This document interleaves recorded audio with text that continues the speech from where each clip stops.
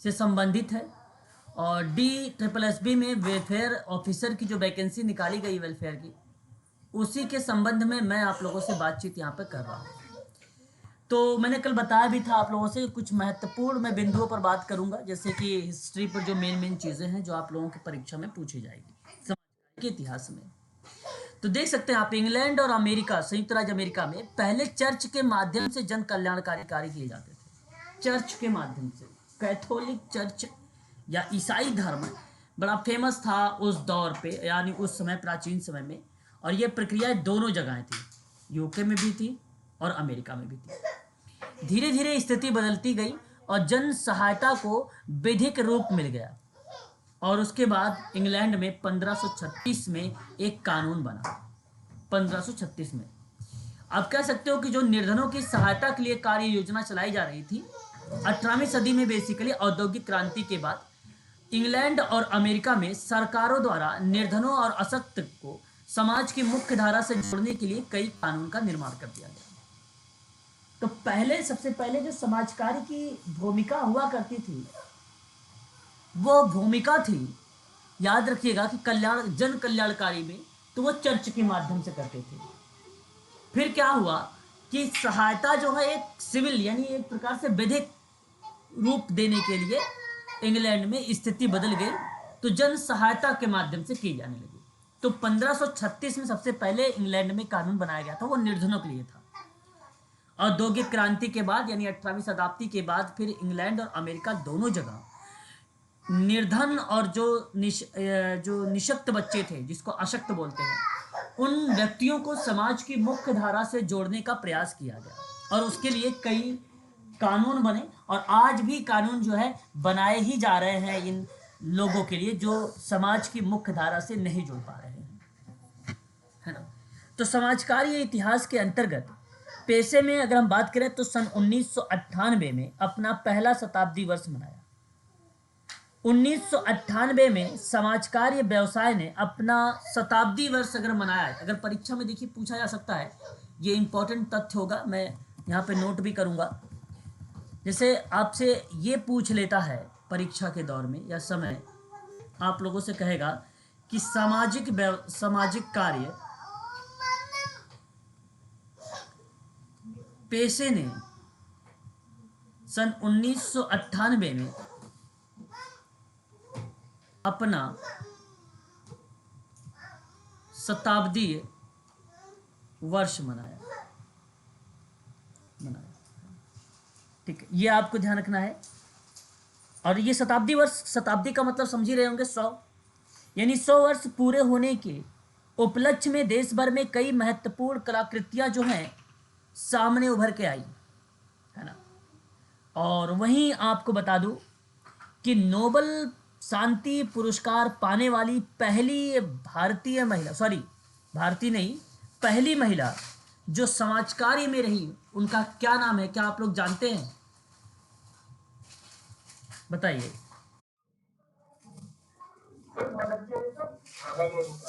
नहीं, जेन एडम्स।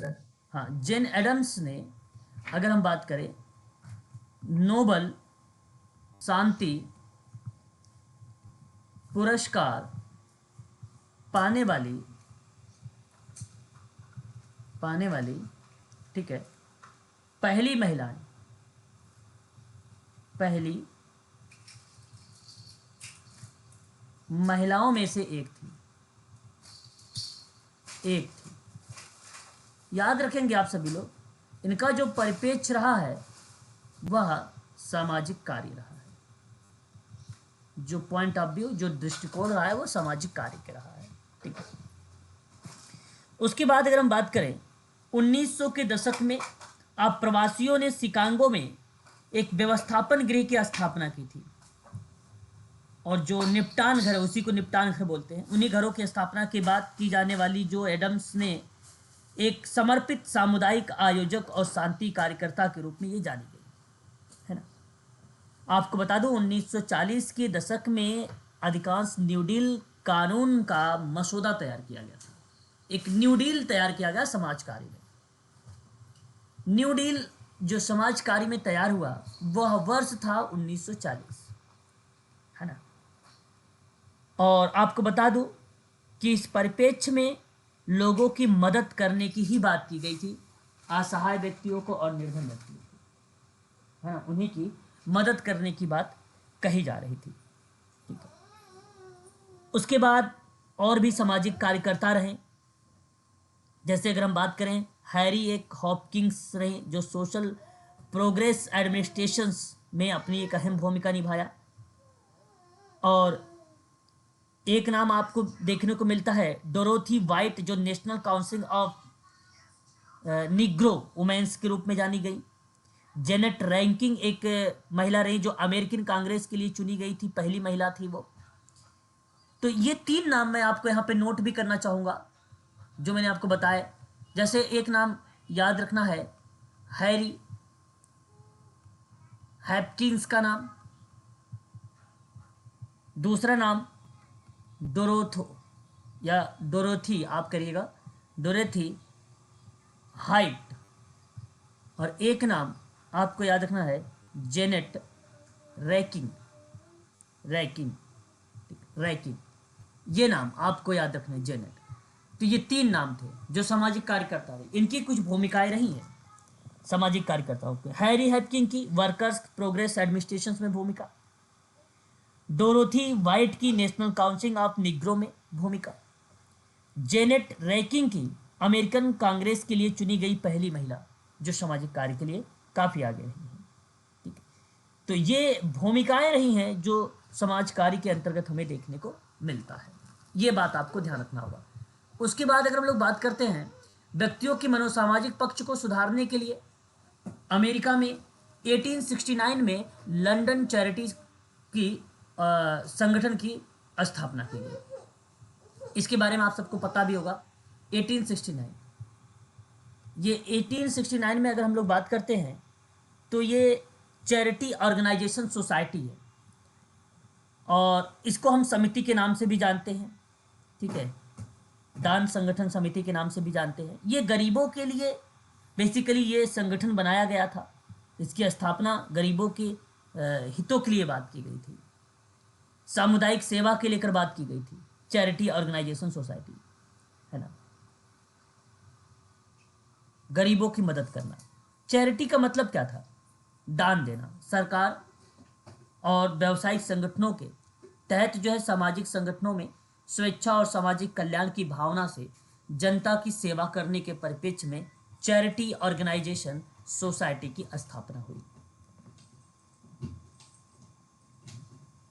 ठीक है, चैरिटी ऑर्गेनाइजेशन सोसाइटी की स्थापना यूके में कब हुई? तो 1869 में हुआ। इसकी स्थापना किया किसने था? ऑक्टेविया हिल का नाम आप लोगों ने सुना होगा। ऑक्टेविया हिल का नाम आप लोगों ने सुना होगा। ऑक्टेविया हिल ने चैरिटी ऑर्गेनाइजेशन की स्थापना की थी, लेकिन इनके साथ में अगर कोई सहायक के रूप में भूमिका निभाया है तो वह नाम आता है गोशेन या गोसेप्ट मिंट्स का नाम आता है। स्थापना की थी गेसेन मिंट ने इसकी जो है स्थापना की थी। किसकी? चैरिटी ऑर्गेनाइजेशन सोसाइटी की, है ना। ये बात आप ध्यान रखिएगा। पहले एक उदारवादी संघवादी थे ये, और इनकी जो भूमिका माना जाता है वो ऑक्टेविया हिल के दौरान ही माना जाता है ना। ऑक्टेविया हिल के दौरान ही इनकी चीज़ें मानी जाती है, परंतु भूमिका ऑक्टेविया हिल की ही थी।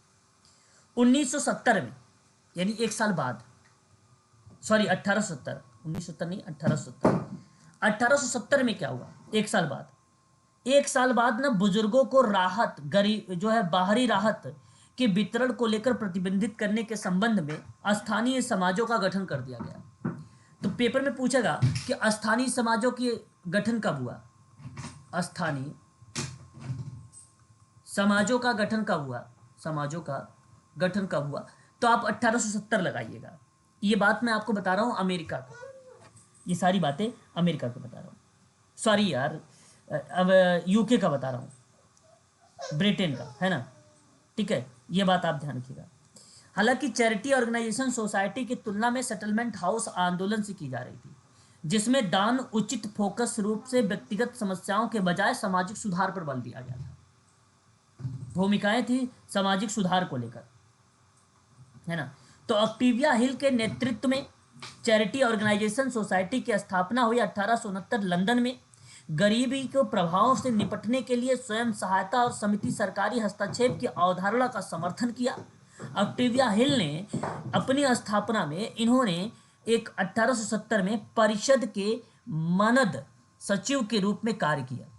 एक सचिव के रूप में इन्होंने कार्य किया 1870 में, और 10 साल इन्होंने जो है सचिव के रूप में कार्य किया, और 1880 में परिषद के एक सक्रिय सदस्य के रूप में काम करना स्टार्ट कर दिया। ऑक्टेविया हिल की बात कर रहा हूं यहां पे। तो 1870 में सचिव के रूप में थी, और 1880 में ये सक्रिय सदस्य के रूप में काम करे। ठीक है, ऑक्टेविया हिल। ठीक है, ये बात आप लोगों को ध्यान रखना है चैरिटी ऑर्गेनाइजेशन सोसाइटी में। और ये भूमिका थी 1869 की। उसके बाद हमारे सामने आता है अमेरिका की 18। अच्छा, ये एक चीज़ और ध्यान रखिएगा सभी लोग, इससे कभी कभी चैरिटी ऑर्गेनाइजेशन की सोसाइटी के संबंध में आप लोगों से इसका फुल फॉर्म पूछ लिया जाता है। इसका फुल फॉर्म यानी इसका संक्षिप्त या पूरा नाम बताइए, इसके रूप में आ जाता है। या तो कभी कभी आपसे ये पूछ लेता है धर्मार्थ संगठन का पूरा नाम बताइए। धर्मार्थ संगठन ही चैरिटी ऑर्गेनाइजेशन सोसाइटी है, ये बात आप लोग ध्यान में रखिएगा। ठीक है, क्लियर है। और जब इसका फुल फॉर्म नाम पूछेगा तो सबसे पहले आप लंदन लगाइएगा, और लंदन लगाने के बाद चैरिटी ऑर्गेनाइजेशन सोसाइटी करके आप वहाँ लास्ट में मैकेडेंसी रिप्रेजेंट मैकेडेंसी का नाम आप वहाँ पर मेंशन कर दीजिएगा, वो आपका पूरा नाम हो जाएगा। तो कभी कभी इसका फुल फॉर्म भी पूछ लेता है हम लोगों से परीक्षाओं में कि इसका पूरा नाम क्या है। तो मैं आपको बता दूं, रिप्रेसिंग मैकेडेंसी केवल ओके लिख देता हूं। तो अगर आपसे पूछेगा तो आप करिएगा द सोसाइटी फॉर ऑर्गेनाइजेशन या ऑर्गेनाइजिंग, ठीक है, चैरिटेबल रिलीफ, क्या हो जाएगा, रिलीफ, ठीक है, एंड रिप्रेसिंग मैकेडेंसी या जो है मेंडिसिटी करके भी आ जाता है, या मैं कैसे जो है आपको मिलता है। ठीक है, मैकेडेंसी भी या आपको मेंडिसिटी करके भी नाम आ जाता है। तो आप यहाँ पे नाम लगाए, और शुरुआत में इसके अलावा एक नाम और जोड़ दीजिएगा, आप लंदन या आप यूके कर दीजिए, बस इसकी पूरा नाम हो गया ऑर्गेनाइजेशन सोसाइटी क्या। ठीक है, क्लियर है, बता दीजिए एक बार। हाँ, तो ये जरूर आप लिख लीजिएगा। ठीक है, फिर उसके बाद अगर मैं आपसे बात करता हूँ चैरिटी ऑर्गेनाइजेशन सोसाइटी की प्रक्रिया में, तो हमारे सामने एक और नाम आता है, और वो नाम आएगा यूके का। यूके में अगर हम बात करते हैं आप लोगों से इसकी स्थापना कब हुई, तब आप लोगों का जवाब आता है क्या भाई, 1877 में। 1877 है ना। ये 1877 की जो चैरिटी ऑर्गेनाइजेशन सोसाइटी रही है ना, ये कौन सी जगह पे, बफेलो, आपने एक नाम सुना होगा, बफेलो न्यूयॉर्क सुना होगा, उसमें ये भूमिका हमें देखने को मिलती है 1877 की चैरिटी ऑर्गेनाइजेशन सोसाइटी यूएसए की। अब ध्यान से सुनिए इसमें क्या क्या चीजें मेन हो सकती है। पहली बात, यूएसए 1877, और इसमें लिखेंगे आप लोग चैरिटी ऑर्गेनाइजेशन सोसाइटी, ये नाम बनेगा। ठीक है, और कहाँ पे, तो नाम याद रखिएगा, बफेलो न्यूयॉर्क में हुई थी। अब ये था क्या, ये बेसिकली एक परोपकारी एक क्या था, संगठन था, एक परोपकारी संगठन। और जो यूके वाला था वो धर्मार्थ संगठन था। यूके वाला क्या था, वो धर्मार्थ संगठन था। ये बात भी आप ध्यान रखिएगा। अब देखिए इसका उद्देश्य क्या था, इसका उद्देश्य में अगर आपको ध्यान रखना है, परीक्षा में अगर पूछा जाता है तो वो भी आप ध्यान रखिएगा। गरीबों को वित्तीय सहायता और सामाजिक सेवाएं प्रदान करके उनकी मदद करना था, उनकी मदद करना था। ठीक है, इस परिप्रेक्ष्य में आप याद रखेंगे इसके संबंध में। ठीक है, तो सामाजिक केस वर्क में भी इसकी भूमिका मानी जाती है, ग्रुप वर्क में भी मानी जाती है। ठीक है, अर्ज खान का कहने का मतलब यही होता है कि गरीबों को उनकी समस्याओं से उभारने और आत्मनिर्भर बनाने में मदद करना चैरिटी ऑर्गेनाइजेशन सोसाइटी अमेरिका की भूमिका रही है। ठीक है, तो ये चीज़ें आप इसको ध्यान रखिएगा। तो बेसिकली ये इसके कुछ इंपॉर्टेंट सिद्धांत थे चैरिटी ऑर्गेनाइजेशन सोसाइटी के। जैसे अगर मैं एक एक सिद्धांतों की बात करूं तो एक सिद्धांत इसका था कि व्यक्तिगत जिम्मेदारी का महत्व, व्यक्तिगत जिम्मेदारी का महत्व था पहली बात। दूसरा जो था वो जांच की महत्व, यानी एक प्रकार से परीक्षण वगैरह पे भूमिका था, तो जांच का भी महत्व था इसमें। तीसरा जो पॉइंट था वो था समन्वय का महत्व था, समन्वय का महत्व था। ठीक है, और चौथा जो पॉइंट था वो स्वयं सहायता के महत्व पर बल देता था, सहायता का महत्व था। ठीक है, तो ये पॉइंट थे। जिसे व्यक्तिगत में क्या होता था, क्या चैरिटी ऑर्गेनाइजेशन सोसाइटी का मानना था कि लोगों को अपनी भलाई के लिए जिम्मेदार होना चाहिए, उन्हें अपनी समस्याओं का समाधान के लिए दान पर निर्भर नहीं होना चाहिए। ये यूके की बात कहती थी भाई, यूएसए की बात कहती थी। यूएसए कहता था कि चैरिटी ऑर्गेनाइजेशन सोसाइटी में दान के भरोसे नहीं रहना चाहिए, इंडिपेंडेंट बनो। तो व्यक्तिगत जिम्मेदारी की इंपॉर्टेंस पर बल दिया जांच में। चैरिटी ऑर्गेनाइजेशन सोसाइटी यूएसए ये कहती थी कि सहायता प्रदान करने से पहले प्रत्येक व्यक्तियों की जरूरतों की जांच लेना बहुत ज्यादा आवश्यकता है, इसलिए जांच का महत्व था। भाई अब जरूरी है कि भाई वो गरीब है कि नहीं है, अगर तभी तो दो, वरना आप सब जो गरीब नहीं है उसको भी मिल जाएगा उसको। तो इसलिए कहा कि जांच बड़ा इंपॉर्टेंट है। तीसरी बात कहा समन्वय। चैरिटी ऑर्गेनाइजेशन सोसाइटी का यह भी मानना था अमेरिका वालों का कि सेवाओं के दोहराव से बचने के लिए विभिन्न धर्मार्थ संस्थाओं के प्रयासों का समन्वय करना अत्यंत महत्वपूर्ण है। मतलब ये हुआ कि अगर आपको मिल गया और फिर दोबारा आप उसका लाभ लेना चाह रहे हो, तो भाई आपको मिला है कि नहीं मिला है, उसके लिए कोऑर्डिनेशन अत्यंत आवश्यकता है। किनके बीच, जो प्रोवाइड करा रहे चैरिटी ऑर्गेनाइजेशन और उनके बीच कोऑर्डिनेशन होना अत्यंत आवश्यक है। स्वयं सहायता का इंपॉर्टेंस, सीओएस का मानना यह भी था अमेरिका के कि लोगों को स्वयं मदद करने में मदद की जानी चाहिए और उन्हें दान पर निर्भर नहीं होना चाहिए। तो स्वयं सहायता पर बल देने की भूमिका निभाई। तो ये संयुक्त राज्य अमेरिका के समाज कार्य के विकास में चैरिटी ऑर्गेनाइजेशन सोसाइटी के कुछ महत्वपूर्ण प्रभाव पड़ा था, है ना, जहां तरीकों और सिद्धांतों को अन्य सामाजिक कार्य संगठनों द्वारा अपनाया गया, है ना। प्रशिक्षण कार्यक्रम थे जो जहाँ पे सामाजिक कार्यकर्ताओं की एक पीढ़ी को प्रशिक्षित करने में मदद मिली। ठीक है, समाज कार्य के क्षेत्र में ये चीज़ें देखने को फिर धीरे धीरे मिली। तो ये भूमिका थी चैरिटी ऑर्गेनाइजेशन सोसाइटी के तहत।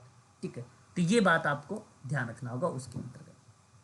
यहाँ पर आप देख सकते हैं 1877 में चैरिटी ऑर्गेनाइजेशन सोसाइटी ने पहल किया और इन संस्थानों में समुचित सहायता के लिए जरूरतों की जांच पड़ताल और संबंधित व्यक्तियों को पंजीकरण करना प्रारंभ कर दिया। इसी प्रक्रिया में मनोसामाजिक स्थिति को सुधारने के बीच में जो है बातचीत भी होने लगी, भौतिक सहायता की भी बात हुई, यानी एक प्रकार से संसाधन वगैरह की भी मदद करने लगा इसमें। 1877 में न्यूयॉर्क में कार्यकर्ता ने को इस कामों के लिए प्रशिक्षण देना प्रारंभ कर दिया गया। अमेरिका में इसी प्रकार से प्रशिक्षण जो है 1910 में 2 वर्षीय पाठ्यक्रम स्टार्ट हो गया। ठीक है, तो ये भी आप देख सकते हो भाई कि आप यहाँ पर यूके आप शामिल कर सकते हो, यहाँ पर अगर आप शामिल करना चाहते हो तो यूएस से शामिल कर सकते हो। ठीक है, और इंडिया की बात आती है तो आप 1936 शामिल कर सकते हो। तो ये आप ध्यान रख सकते हो इतने में।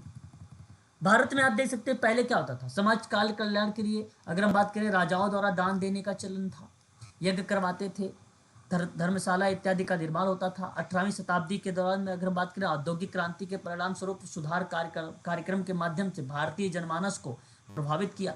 ठीक, अगर हम बात करें, ईश्वर चंद्र विद्यासागर का नाम आता है, राजा राम मोहन राय का नाम आता है, ठीक है, स्वामी दयानंद सरस्वती का नाम आता है, डी.के. कर्वे का नाम आता है ना, सती प्रथा पर रोक लगा देने, ये सब क्या है, ये समाज कल्याण की भूमिकाएं तो थी, ये कहीं ना कहीं समाज कार्य की ही अंतर्गत आते थे। तो जितने भी सामाजिक सुधारक हैं उनकी बातें, ये अगली क्लास आपकी समाज सुधारक पर ही बेस्ड है, उन पर मैं बातचीत आप लोगों से करूंगा। सन 1905 में गोपाल कृष्ण गोखले ने सर्वेंट्स ऑफ इंडिया सोसाइटी की स्थापना कर दी। ठीक है, स्नातक को समाज सेवा के रूप में प्रशिक्षण देना भी प्रारंभ कर दिया था। तो ये भूमिका दी समाज कार्य के अंतर्गत इंडिया में। उसके बाद आपको बता दूं, सन 1936 में भारत में समाज कार्य के प्रशिक्षण के लिए, शिक्षण प्रशिक्षण के लिए मुंबई में जो है sir Dorabji Tata graduate school of social work की स्थापना हुई। आज देश में अगर 100 से अधिक संस्थानों में जो है समाज कार्य की शिक्षा के लिए जानी जा रही है, या समाज कार्य में शिक्षण प्रशिक्षण जो है लोगों को प्रोवाइड कराई जा रही है। समाज कार्यकर्ता केवल उन्हीं लोगों को कहा जाता है जिन्होंने समाज कार्य की पूरी तरह से व्यावसायिक शिक्षा प्राप्त की हो, ना कि उन्हें स्वैच्छिक रूप से समाज कल्याण के लिए कार्य करते हो। बात सिंपल सी है। अब जाहिर सी बात है, जिन्होंने ट्रेनिंग लिया शिक्षण प्रशिक्षण का, वही सामाजिक कार्यकर्ता एक्चुअल का है, बाकी तो सामाजिक कार्यकर्ता वो है ही नहीं, है ना। जो स्वेच्छा से कर रहा हो तो वो समाज कल्याण का प्रक्रिया में आ सकता है, बट वो समाज कार्यकर्ता नहीं हो सकता है। तो स्वैच्छिक समाज कल्याण के लिए सेवाओं या उसके प्रयासों में समाज सेवा की संज्ञा दी गई, और इसी गतिविधियों को लोग में समाज सेवी कहलाते हैं या कहे जाते हैं। तो जो कार्य स्वेच्छा से आप कर रहे हो वो समाज सेवा है, जो कार्य आप टेक्निक और विधि और सिद्धांत के माध्यम से कर रहे हो वो समाज कार्य है। सिंपल सी बात है ये, है ना। तो ये बात आपको ध्यान रखनी होगी। उसके बाद अगर हम लोग बात करें तो आप लोगों ने एक नाम और सुना होगा, भारत में विभिन्न प्रकार के जो है समाज कार्य की स्थापना हुई, कुछ इंस्टीट्यूट, कुछ राज्य वगैरह हैं, पूछे जाते हैं आप लोगों से, ठीक है। तो आपको वो भी ध्यान रखना है। जैसे अगर मैं बात करूं वर्ष 1947 की बात करता हूँ। 1947 में अगर हम बात करते हैं तो आपने काशी विद्यापीठ का नाम सुना होगा, मुझे याद, आप लोगों को भी याद होगा, पेपर में पूछा भी गया था एक बार कि स्वतंत्रता प्राप्ति के बाद बताइए निम्न में से कौन सा जो है समाज कार्य का विभाग है जो ओपन किया गया था। तो उसमें 3-4 ऑप्शन थे, जिसमें से एक ऑप्शन था आपका काशी विद्यापीठ भी। तो वहाँ पर ऑप्शन ही काशी विद्यापीठ था। अब देख रहे हैं 1947 में भारत जो था आज़ाद हुआ था, और उसी दौर पे अगर हम बात करते हैं तो इसी की स्थापना हुई थी सबसे पहले 1947 में। हालांकि अगर हम बात करते हैं दिल्ली भी ऑप्शन में था, तो दिल्ली जो था वो स्वतंत्रता से पहले ही स्थापित हो गया था। तो 1946 में कहाँ पे स्थापित हुआ समाज कार्य? दिल्ली में स्थापित हुआ, है ना वर्ष। और लखनऊ में कब हुआ? 49, लखनऊ में, है ना, लखनऊ में हुआ। कंटेम्प्रोरी सोशल वर्क का एक जर्नल पास हुआ था, वो लखनऊ का ही था, ठीक है। उसके बाद अगर हम बात करते हैं तो वर्ष आपने 1950 का नाम सुना होगा। 1950 में अगर हम बात करते हैं तो आपने नाम सुना होगा बड़ौदा का, बड़ौदा समाज कार्य के बारे में। 1952 का आपने नाम सुना होगा, कहाँ का? मद्रास का, बिल्कुल सही जवाब। 1955 का नाम सुना होगा आप लोगों ने, यूपी, आगरा। तो इसी तरीके से समाज कार्य में जो आप देख रहे हैं यहाँ पर, ये हमें देखने को मिलता है। तो मुझे सबसे ज़्यादा इम्पोर्टेंट यहाँ पे दिल्ली लगता है, और काशी विद्यापीठ लगता है, और एक लखनऊ लगता है। और पेपर में इन्हीं तीनों से इर्द गिर्द आए हैं। मैं चाहूँगा कि आप लोग इसको रट्टा मार लीजिए। दिल्ली में सबसे पहले 46, उसके बाद आपका काशी विद्यापीठ 1947, उसके बाद लखनऊ। ये तीन ही के इर्द गिर्द आज तक पूछा गया अभी तक, और इससे बाहर नहीं पूछा गया। तो ये तीन हमारे लिए इंपॉर्टेंट है। मैं चाहूँगा ये तीनों के नाम और वर्ष आप जरूर याद में रखें, ठीक है। परीक्षा में कुछ भी पूछा जा सकता है, बट ये नाम आप जरूर ध्यान में रखें, ठीक है। उसके बाद देखिए, प्रथम सामाजिक कार्यकर्ता जेम एडम्स रही हैं। सभी समय में महानतम सामाजिक कार्यकर्ताओं में से एक माना जाता है इनको। इन्होंने बड़े काम किए हैं सामाजिक परिवर्तन को लेकर, समाज कार्य को लेकर। तो इनका नाम आप करेक्ट करिएगा। समाज कार्य के जनक अगर पूछा जाता है, देखिए समाज कार्य के जनक के परिप्रेक्ष्य में अगर हम लोग बात करते हैं तो नाम जेम एडम्स का ही आता है। कारण ये रहा कि डेविड इस्माइल दुर्खिम की बात तो व्यवहारिक सामाजिक अनुसंधान की नींव रखी थी, इसलिए इन्हें कहा गया कि सामाजिक विज्ञान और समाजशास्त्र का जनक माना गया। रीजन ये था कि देखिए, जनक तो समाजशास्त्र के अगर हैं तो ऑगस्ट काम्टे हैं, परंतु अगर व्यवहारिक सामाजिक अनुसंधान की अगर किसी ने नींव रखा है तो उस परिप्रेक्ष्य में नाम आप जनक पूछेगा तो आप बताइएगा डेविड, एमिल, दुर्खिम का नाम। ये बात जरूर ध्यान रखिएगा। तो ये कुछ इंपॉर्टेंट तथ्य देखिए, अब आप लोगों से जो भी सवाल पूछे जाते हैं वो तथ्यों पर ही पूछे जाते हैं। अब इसमें अगर आप लोग देखेंगे तो आपको नाम देखने को मिल रहा है भारत में सामाजिक अध्ययन को लेकर। तो भारत में सामाजिक अध्ययन के जनक कौन है? तो वो गोविंद सदाशिव घुरे रहे हैं, है ना। घुरे समाजशास्त्र के प्रोफेसर हैं। सन 1924 में यह बॉम्बे विश्वविद्यालय में समाजशास्त्र विभाग का नेतृत्व करने वाले एक दूसरे व्यक्ति थे बने। उन्हें व्यापक रूप से भारत में भारतीय समाजशास्त्र और समाजशास्त्र के संस्थापक के रूप में जाना जाता है। तो भारत में अगर पेपर में पूछा जाएगा आपसे कि भाई सामाजिक अध्ययन या समाजशास्त्र के परिप्रेक्ष्य में अग्रणी कौन रहे हैं, तो जनक के रूप में तो आप सदाशिव, गोविंद सदाशिव घुरे का नाम लगाइए, GS घुरे का नाम लगाइए, जो कि इन्होंने बहुत बताया है आदिवासी और विभिन्न जनजाति वगैरह की विशेषताओं के बारे में। बड़ी फेमस पर्सन है, इनका नाम वहाँ पे देखने को मिलता है। ठीक है, अब हम लोग थोड़ा सा बात करेंगे अपराध शास्त्र के बारे में। उम्मीद करता हूँ कि आप लोग जानते भी होंगे, है ना। अपराध शास्त्र की डेफिनेशन अगर आपसे पूछा जाता है, हम इसको परिभाषा के रूप में जानते हैं, हम लोग किस तरीके से समझेंगे, तो सिंपल सी बात है, अपराध और उसके उपचार और वैज्ञानिक अध्ययन के संबंध में हम उसे अपराध शास्त्र कहते हैं। सिंपल शब्दों में अगर हम बात करें आप लोगों से, अपराध शास्त्र एक विज्ञान है ना, एक साइंस है जो अपराध, उसके निवारण और दंड की विधियों का अध्ययन करता है। इसीलिए इसे क्रिमिनोलॉजी कहा जाता है। क्रिमिनोलॉजी कहने का भाव ही यही बताता है आपसे कि निवारण और दंड की विधियों का अध्ययन करना। अब यहाँ पे आप देख सकते हैं सामान्य शब्दों में शास्त्र जिसमें सभी प्रकार के अपराधों का अध्ययन किया जाता हो उसे अपराध शास्त्र कहेंगे। अपराध शास्त्र में अपराध और आपराधिक व्यवहार वैज्ञानिक अध्ययन किया जाता है, जिसके आपराधिक गतिविधियों के कारण परिणाम, रोकथाम इत्यादि चीजें शामिल होती है ना, इत्यादि चीजें हमें देखने को मिलती है। उसे हम लोग क्या बोलते हैं? अपराध शास्त्र बोलते हैं। कभी कभी पेपर में पूछता भी अपराध शास्त्र के जनक कौन है, पिता कौन है, तो आपको पता होना चाहिए एक नाम, सेजारे लोम्ब्रोसो या लोम्ब्रोजो भी नाम आता है ना, इस तरीके का नाम लिखा होता है। ये पेपर में आ चुका है, यूजीसी नेट वाले सोशल वर्क में पेपर आ चुका है। ये एक अपराध शास्त्री और चिकित्सक भी रहे हैं।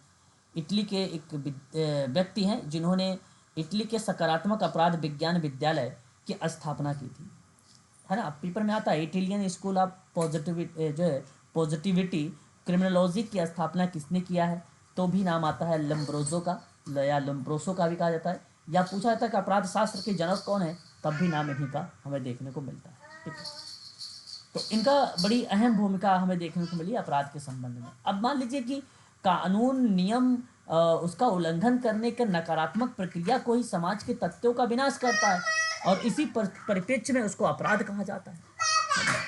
तो यह एक ऐसा विशेष क्षेत्र है जिसमें समाजशास्त्र, मनोविज्ञान, कानून और अन्य विषयों के सिद्धांत और विधियों का अध्ययन अपराध और प्रकृति और कारण को बेहतर ढंग से समझने के साथ साथ जवाबों को समझने के लिए भी किया जाता है। यानी यह सिद्धांत और विधियों की एक विस्तृत श्रृंखला प्रदान करता है, उसे ही हम लोग क्या बोलते हैं? अपराध शास्त्र बोलते हैं, है ना। अब देखिए अपराध शास्त्र में यहाँ पे उसके अर्थ दिया, क्रिमिनोलॉजी अर्थ कहा है। दो शब्दों में ये बेसिकली बना अपराध प्लस शास्त्र, जिसका अर्थ होता है कि वह शास्त्र या विज्ञान जिसके अंतर्गत अपराध का अध्ययन किया जाता है। अपराध का अध्ययन ही इसका केंद्र बिंदु होता है। विस्तृत शब्दों में अगर हम बात करें, अपराध शास्त्र जो है उस विज्ञान को कहते हैं जिसमें अपराध की व्याख्या हो, दंड व्यवस्था हो, अपराधियों को पुनः स्थापना हो, वैज्ञानिक अध्ययन हो। इस परिप्रेक्ष्य में हम इसे क्या बोलते हैं? अपराध शास्त्र कहते हैं। इसके इन्होंने 3 तथ्य बताए थे अध्ययन करने की। सिंपल सी बात है, जो कि परिभाषा मैंने पढ़ दिया। पहली यही व्याख्या थी कि अपराध की व्याख्या, दूसरा थी कि अपराधियों के लिए दंड की व्यवस्था, तीसरा थी अपराधियों की पुनः स्थापना या उसके सुधार करने के परिप्रेक्ष्य में, वो अपराध के अंतर्गत आता है।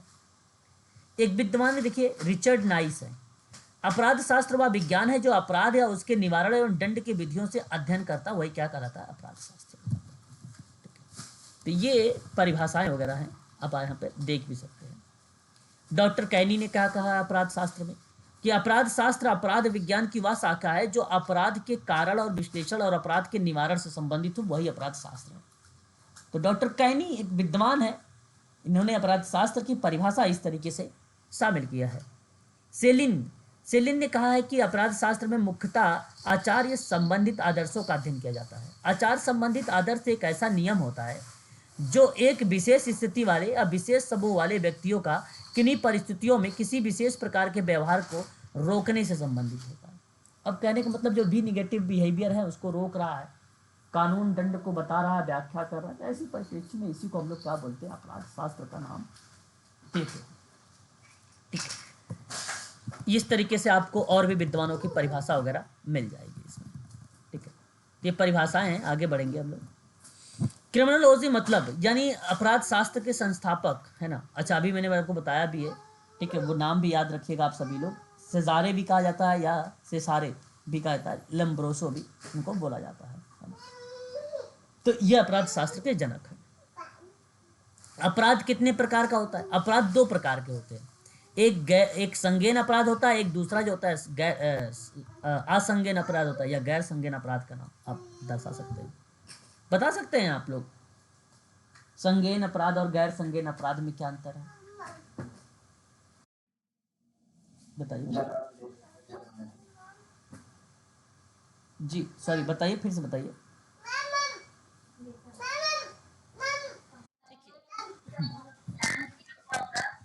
हम्म,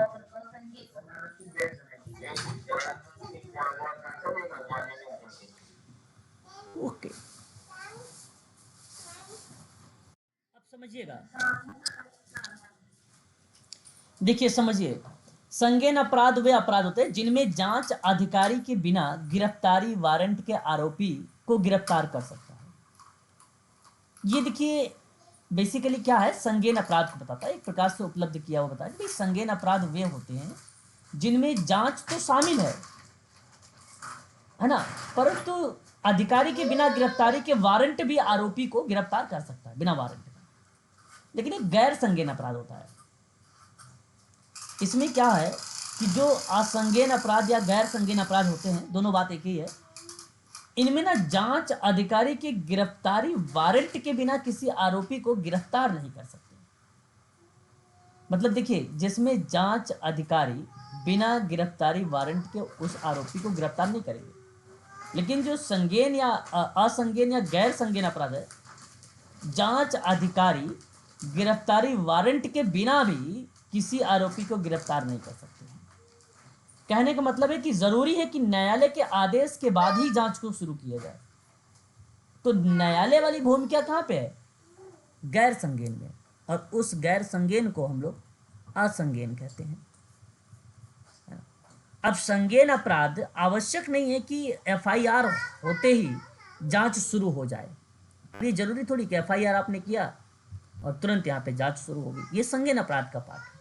लेकिन न्यायालय वगैरह की जो भूमिका है वो असंज्ञेन अपराध या गैर संज्ञेन अपराध की बात है।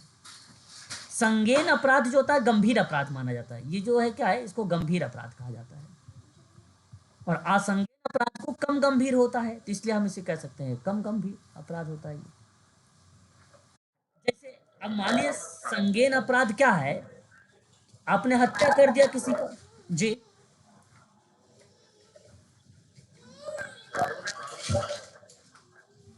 ये पैरोल नहीं है सर, समझिए। संज्ञेन अपराध, यहाँ पे मैं आपसे थोड़ा सा बात कर रहा हूँ। पैरोल तो इसके पार्ट बनते कि पार्ट में यहाँ पे पैरोल में कौन सा पार्ट आ जाएगा और प्रोविजनल में कौन सा पार्ट आ जाएगा, है ना, परिवीक्षा में। पार्ट यहाँ मेरा केवल ये है कि संज्ञेन अपराध, अपराध दो टाइप के होते हैं, एक संज्ञेन एक गैर संज्ञेन। तो जो संज्ञेन अपराध होता है जैसे हत्या हो गई, चोरी हो गया, अपहरण हो गया, ये सब क्या है, ये सब संज्ञेन अपराध है।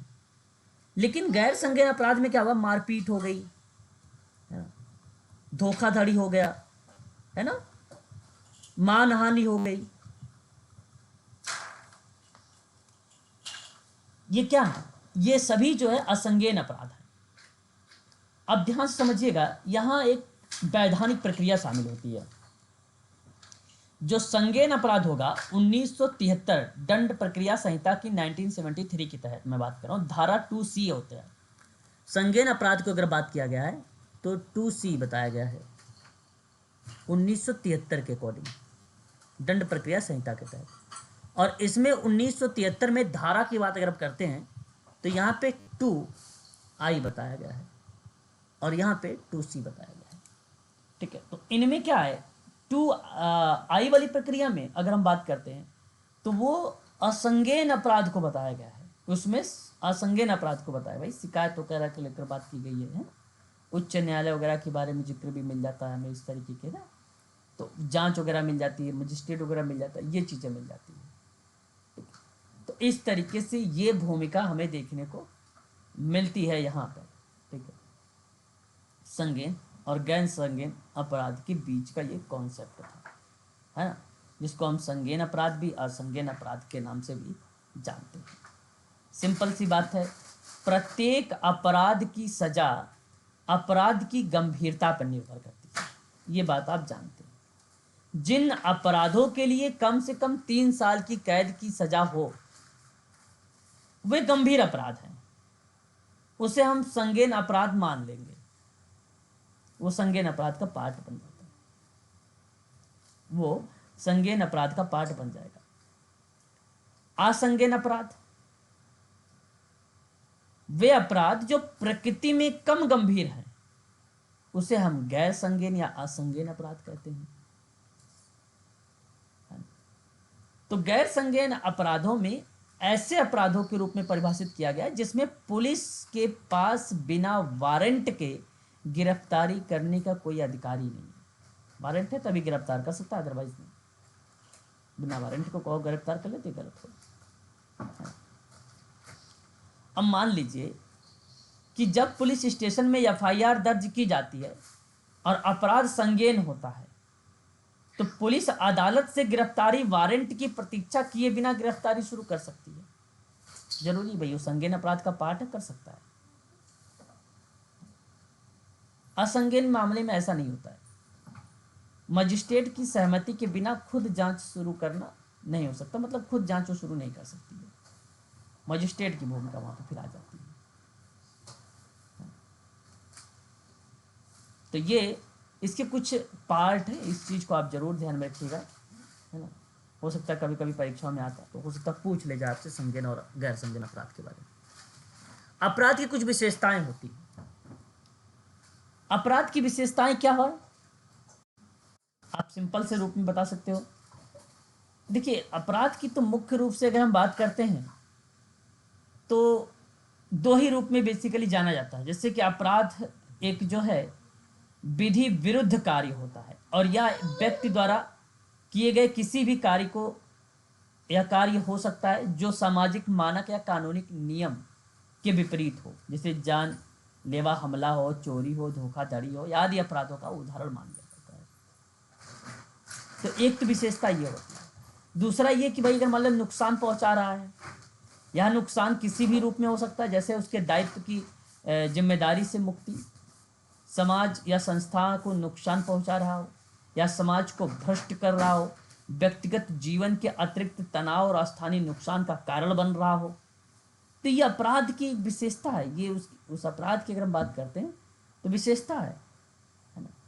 तो विशेषताएं तो कई टाइप की होती हैं अपराध की, परंतु ये थोड़ी सी कुछ मुख्यता के रूप में इसको जो है लिया जाता है। जैसे कि यहाँ पर अगर मैं आपसे बात करूँ तो अब आप देख सकते हो कि अपराध विधि विरुद्ध कार्य होता है या एक व्यक्ति द्वारा किए गए किसी भी कार्य को हो सकता है जो सामाजिक मानक और कानूनी नियमों के विपरीत होता है। उदाहरण के लिए जानलेवा हमला हो जाएगा, चोरी हो जाएगा, धोखाधड़ी हो जाएगा, आदि अपराधों का उदाहरण हो जाता है। दूसरे पॉइंट में क्या बोल रहा है, कह रहा है कि अपराध दूसरों को नुकसान पहुंचाता है और यह नुकसान किसी भी रूप में हो सकता है, जैसे दायित्व की जिम्मेदारी से मुक्ति, समाज संस्थानों का नुकसान पहुंचाना, समाज को भ्रष्ट करना, व्यक्तिगत जीवन को अतिरिक्त तनाव या अस्थायी नुकसान का कारण बन जाता है। अब इन्हीं विशेषताओं के अलावा भी अपराध कई अन्य विशेषताओं से घिरा होता है। इसमें शामिल है जैसे कानून द्वारा पहचानी जाने वाली दंडनीय अवस्था, आरोपी को मनोदशा या अपराध की गंभीरता, अपराध के संबंध में साक्ष्य, अपराध के प्रति सामाजिक रुचि, ये सब क्या है, ये सब जो है एक प्रकार से अपराध की विशेषताएं बन जाती हैं। अपराध का कारण क्या हो सकता है, अपराध के कुछ कारण भी है, उम्मीद करता हूं कि आप लोग जानते भी हैं क्या हो सकता है।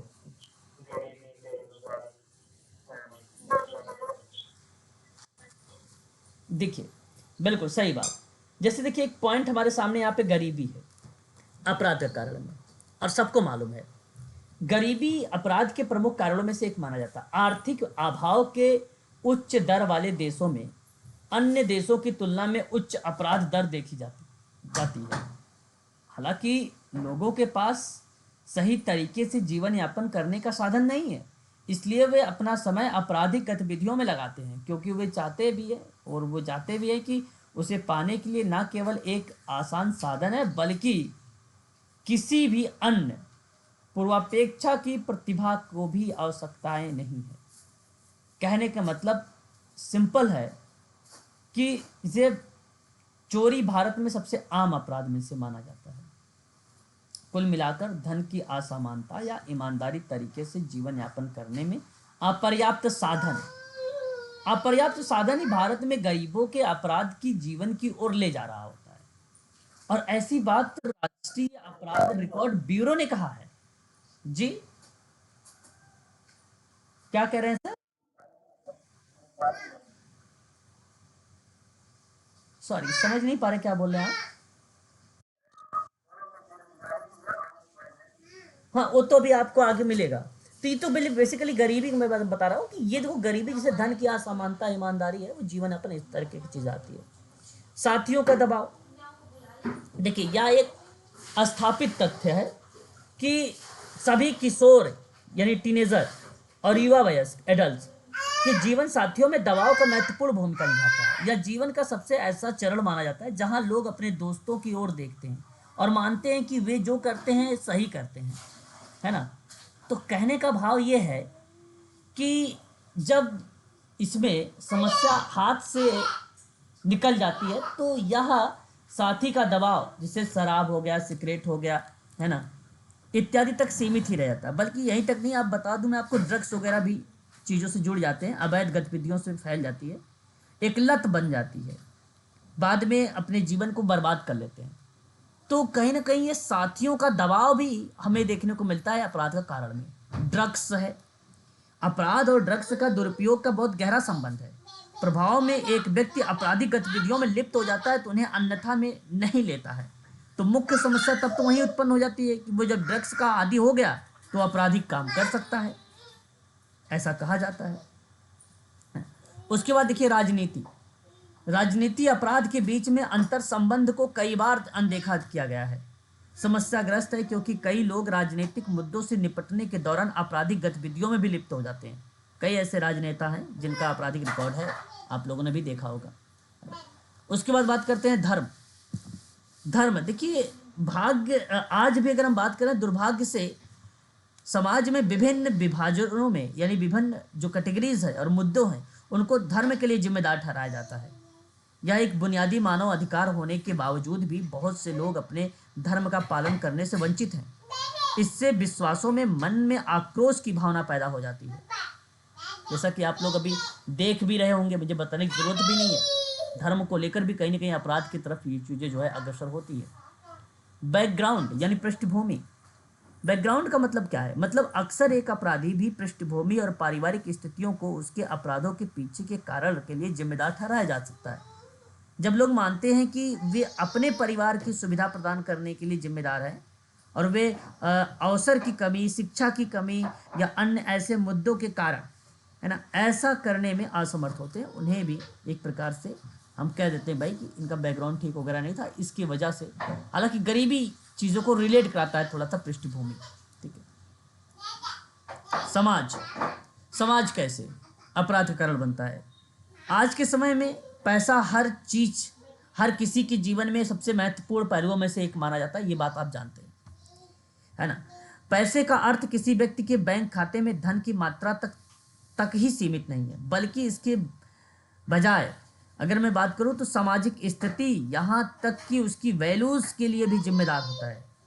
इसी का नतीजा है कि लोग अपने रिश्तों और खुशियों से ज़्यादा पैसों पर महत्व देते हैं, है ना? तो रीज़न है कहीं ना कहीं पैसे को लेकर भी या समाज को लेकर भी, है ना। उसके बाद बेरोजगारी। अब आप लोगों से बढ़िया ये कोई नहीं समझ सकता है ना। रोजगार के अवसरों की कमी विकासशील और विकसित देशों में समान रूप से समस्या रही है। आज के जो भी युवा हैं, उन युवाओं का एक बड़ा हिस्सा बेरोजगार है और भारतीय उद्योग परिसंघ यानी अगर हम बात करें तो उसके अकॉर्डिंग एक रिपोर्ट में ये बात कही गई है कि युवा रोजगार दर लगातार घट रही है, और central for monitoring Indian economic के द्वारा ये दर्ज किया गया है, बताया भी गया है कि हमारे देश में बेरोजगारी की जो दर है वो लगातार क्या है, बढ़ रही है। और ये बेरोजगारी की जो दर है वो कहीं ना कहीं एक प्रकार से रिप्रेजेंट करती है अपराध का कारण में। सिस्टम यानी असमान अधिकार। देखिए असमान अधिकार का मतलब क्या होता है? बढ़ती अपराध दर में असमान अधिकार एक महत्वपूर्ण योगदान करता है। लोग अपने मूल अधिकारों से वंचित रह जाते हैं, तो उस प्रक्रिया में भी एक प्रकार से क्या हो जाता है, अपराध का कारण बन जाता है। अनुचित न्याय प्रणाली यानी सिस्टम। दोषपूर्ण न्याय प्रणाली अपराधों में से एक मानी जाती है। जब लोग मानते हैं कि उन्हें उनका हक नहीं दिया जा रहा है, तो इस प्रणाली के द्वारा उनके साथ गलत व्यवहार किया जाता है, तो भी उसके प्रति वो आक्रोश की भावना अपना लेते हैं, तो उसे कहते हैं अनुचित न्याय प्रणाली, सिस्टम। ये बेसिकली क्या है, अपराध के कुछ जो है कार्य है। अपराध के प्रकार देख सकते हैं। अपराध के कई प्रकार है। एक देखो, व्यक्तिगत अपराध होता है। व्यक्तिगत अपराध का मतलब ये हुआ कि व्यक्तिगत अपराध और व्यक्तियों के खिलाफ अपराध है उन अपराधों को संदर्भित करता है जो किसी व्यक्ति के खिलाफ किए जाते हैं। इसमें हत्या, बलात्कार, गंभीर हमला, डकैती को इस तरह से अन्य हिंसक कार्य को शामिल किया गया, उसे कहा गया कि ये व्यक्तिगत अपराध है। और एक है संपत्ति का अपराध। संपत्ति का अपराध उन अपराधों को संदर्भित करता है जिनमें चोरी शामिल की गई है, लेकिन शारीरिक नुकसान शामिल नहीं है, इसमें संपत्ति है। ठीक है, तो ये प्रक्रिया इसके अंतर्गत देखने को हमें मिल जाती है। ठीक है, यहाँ पीड़ित शारीरिक रूप से प्रभावित नहीं होते हैं, लेकिन आप प्रत्यक्ष रूप से संपत्ति को नुकसान पहुंचाते हैं, तो वो बेसिकली संपत्ति का अपराध भी माना जाता है। एक है घृणा अपराध। देखिए, ये किसी व्यक्ति के खिलाफ अपराधों को संदर्भित करता है कि जो व्यक्ति की जाति, लिंग, धर्म, ठीक है, क्रीड़ा यानी खेल, दिव्यांगता, जातीयता, यौन ओरिएंटेशन, अन्य ऐसे कोई विशिष्ट कारण है जिसके खिलाफ पूर्वाग्रह से प्रेरित होकर आमतौर पर किसी की विरासत से जुड़ी होती है, तो वो कहीं ना कहीं एक प्रकार से घृणा अपराध होता है। पीड़ाहीन अपराध एक होता है। पीड़ाहीन अपराध क्या है? ये एक प्रकार से अगर हम बात करते हैं तो मोरलिटी यानी नैतिकता के खिलाफ अपराध, अवैध कार्यों को संदर्भित करता है जो किसी विशिष्ट व्यक्ति के उद्देश्य से नहीं होता है ना। पीड़ाहीन, यहाँ तो शिकायत करता नहीं होता है, बल्कि पीड़ाहीन अपराधों में जैसे जुआ हो गया, ड्रग्स हो गया, है ना, वेश्यावृत्ति हो गई, ऐसे अन्य कार्य हैं जो अनैतिक होते हैं, उस रीजन से भी एक प्रकार से क्या होता है, पीड़ाहीन अपराधों के रूप में इसको रखा जाता है। एक है वाइट कॉलर क्राइम, जिसको आप लोग कहते हैं सफ़ेद पोश अपराध। हाँ, ये सदरलैंड का कॉन्सेप्ट है। हालांकि इसका मतलब ये कि ऐसे लोगों द्वारा किया गया अपराध होता है जिनका समाज में सम्मानजनक स्थान होता है और जो अपने व्यवसाय के दौरान आर्थिक और सामाजिक रूप से अच्छी स्थिति में होते हैं। वाइट कॉलर क्राइम अपराध के रूप में यही प्रक्रिया होती है। बड़े अच्छे रूप में दिखते हैं, बट अंदर उनके क्या होता है भाई कि अपराध करने की प्रवृत्ति उनके अंदर शामिल होती है। अंदरूनी व्यापार अगर कोई कर रहा है भाई, उसमें चोरी कर रहा है ना, कर कानूनों का उल्लंघन कर रहा है, मतलब टैक्स वगैरह नहीं दे रहा है, तो कुछ समय में मंदी जैसे आर्थिक परिणाम पैदा होने की में काफ़ी संभावनाएं बनती हैं, तो वो वाइट कॉलर क्राइम अपराध के अंतर्गत आता है ना। ठीक है। संगठित यानी ऑर्गेनाइज्ड अपराध। संगठित अपराध उन अपराधों को संदर्भित करता है जिनमें माल, सेवाओं की बिक्री शामिल होती है, माफिया जैसे। स्ट्रक्चर्ड समूह गैर कानूनी होता है, इसमें ड्रग हो गया, आपका हथियारों की तस्करी हो गया, वैश्यावृत्ति हो गई, मनी लॉन्ड्री हो गया, इत्यादि चीज़ें इसमें शामिल होती हैं। इसको हम लोग क्या बोलते हैं? इसको कहते हैं संगठित अपराध। ठीक है। अब देखो, अपराध के कारणों के कुछ सिद्धांत होते हैं। एक देखो, जैविकी सिद्धांत है, आर्थिकी सिद्धांत है, मनोवैज्ञानिक सिद्धांत है। ठीक है, तो आज के लिए बस इतना रखिए। कल हम इस कारणों और इनके अपराध के कारणों के सिद्धांतों को पढ़ेंगे। ठीक है ना, ये सारी चीज़ें पढ़ेंगे इसके बारे में। ठीक है, और उसके बाद हम लोग जो है अपराध के संबंध में क्वेश्चन करेंगे, अपराध के, सोशल वर्क के और सोशोलॉजी के, इनके बारे में फिर क्वेश्चन करेंगे। एक दिन आपकी क्वेश्चंस रहेंगे, लगभग 100 क्वेश्चंस के आसपास रहेगा, और टोटल फैक्ट रहेगा, टोटल फैक्ट रहेगा। चलिए, तो आज के लिए बस इतना ही रखिए, ठीक है।